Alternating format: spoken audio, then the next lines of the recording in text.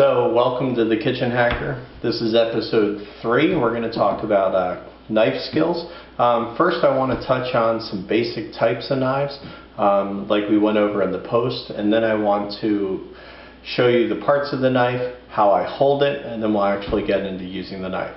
Alright, so let's get right into it. You saw that the Santoku is my go-to knife when it comes to cutting vegetables, and it absolutely is. You can see by the long flat bottom of the blade that this is more of a chopping knife or a slicing knife. It's not a rocking knife as much. Can be done, I mean there's a slight curve to it, but not typically its design. Then we have our French chef knife. This is probably the more classic knife that most chefs use. This is a good all-purpose knife. It's good for everything. If you're just starting out your knife collection, this is a great knife to start with. This knife here is a great one to also talk about the different parts of the knife, so let's get into that real quick. So we have the tip, we have the heel, we have this is the actual handle. Now you also have the bolster, which is right in here. And that's important for how you actually hold your knife. That kind of gives you the grip point and all of your balance. In this case, I always hold my knife with my 3 fingers under. My index finger goes in front of the bolster. You can see how it's curved. And then on the back side, my thumb is up here. This puts all the pressure that I'm going to exert on this knife right here in this part of the knife, which is where all the energy transfers from. So that's a great place to kind of get leverage to get into your food. It's also the balance point of every knife, so it's very important to hold it right there. It's also very safe. I always know where my fingers are. On this hand, I don't have to worry about them slipping. If you try to hold it back here, like some people think, you don't get the finesse and the fine tuning that you get from holding it here. Okay, it's like trying to hold a pencil all the way at the top of the pencil and write with it. This is close. This is like holding the pencil on the point. Okay. The same goes with the Santoku knife. You can see that it doesn't have quite as pronounced of a bolster as the chef knife on this side does, but there's still this gap here, and that's exactly what I use to kind of position my hand on. Okay, so I still hold it the same way. Now the cutting motion here is more of a chop, like I've said, so it makes it a little easier to kind of go from there. Alright, so that's your knife, that's how you hold it. This one's also a little easier. I'll show you the tang. It's kind of hard to exactly describe what a tang is, but the tang is basically, this is the blade, and then the blade comes into the handle. The tang actually is the part of the blade that goes into the handle where that they merge. Some of these are actually riveted together. You can see like they have these bolt points on here, and then that kind of holds the tang and the handles as one piece. What you want is a knife that has a full tang. Okay, that means that it goes, the knife blade material goes from the tip all the way to the end of the handle. That allows you to give more energy, more transfer, also gives a little more weight to the knife. The Santokus can get very, very heavy in the handles. This one's not too bad. You can see it wants to balance right about there, which is a great balance point. I've seen these where, you know, the blade is so light that you almost go back to here. And again, you want to be where your pivot point is where you want your balance point to be. The heavier the knife, the more work it's going to do for you. Alright, so I have some vegetables here I need to cut. I'm feeding 25 hungry ski patrollers tonight, so I need to make a little bit of salad. So let's get into chopping veg. So first thing I want to do is I want to grab my celery, and I'm going to make some long cuts because I really want to have a nice small dice with this guy here. Okay, let's cut some ribs down real quick. Alright. I enjoy cutting celery. It's one of my favorite veggies to cut. I don't know if it's the crunch that does that or what it is, but there's just something about it that I enjoy. Alright, notice for this guy I've switched to my my other knife here. Again, it doesn't matter what you use, your chef, the Santoku, whatever. I'll do this one just so you can see it, and I'll switch halfway through. Alright, now real quick about hand position. The hand position is essentially products like that. My hand goes like this, and then the knife is going to come like this. Notice my thumb is well behind where we're actually going to be cutting.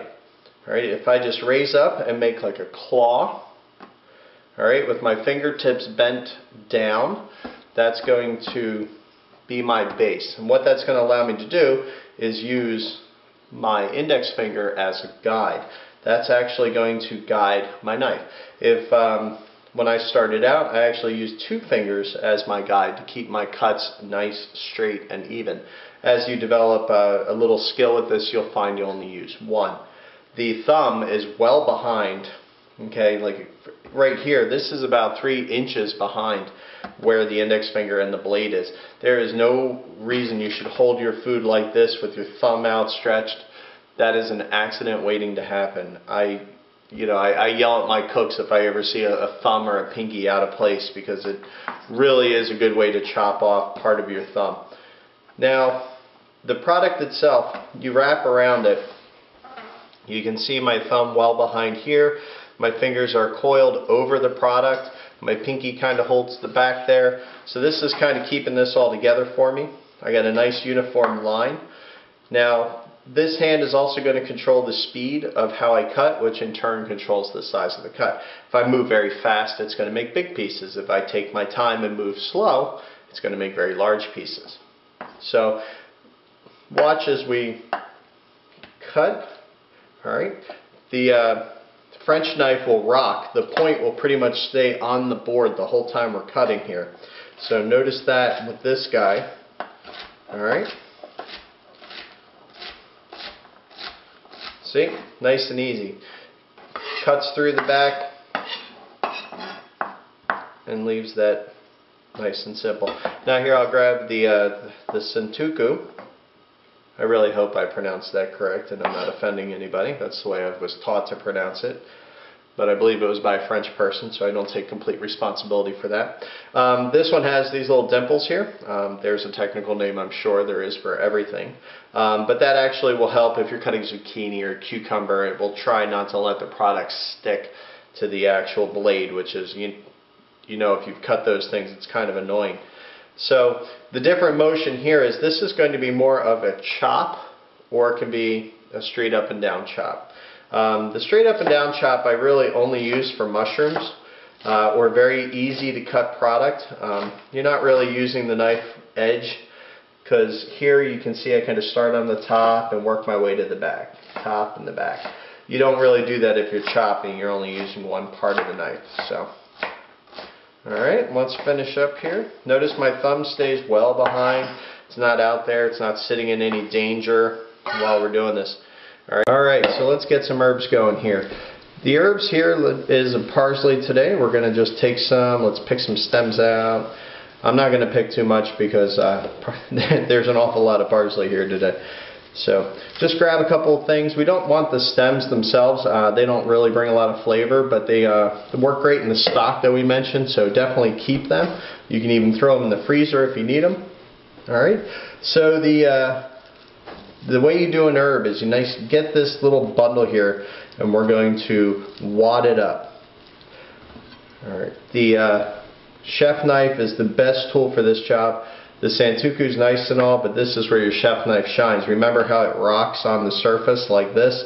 It's going to be great in this application for us. Notice my finger placement here. You can see my thumb well behind my other fingers. They're still curled around. Alright? So even as I'm doing this, I get a nice, safe position on my fingers. Nothing's hanging out there. They are holding on tight. It is a little compacted in here, and I'm going to move very slowly, but I'm going to make a lot of cuts. So watch as we do some very fine cuts. I'm only cutting this about 1/16 of an inch, which is even finer than a chiffonade. This is great for garnishing and things like that. You always want to throw your herbs in at the end.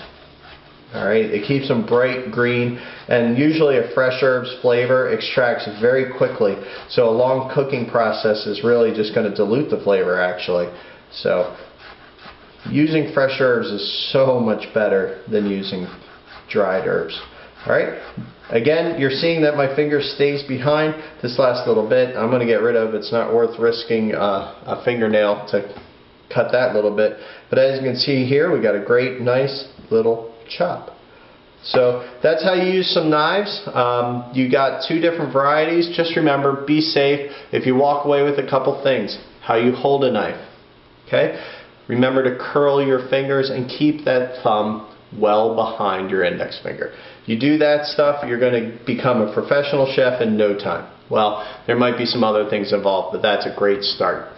Enjoy. Thank you for watching this episode of The Kitchen Hacker, and I hope you learned something.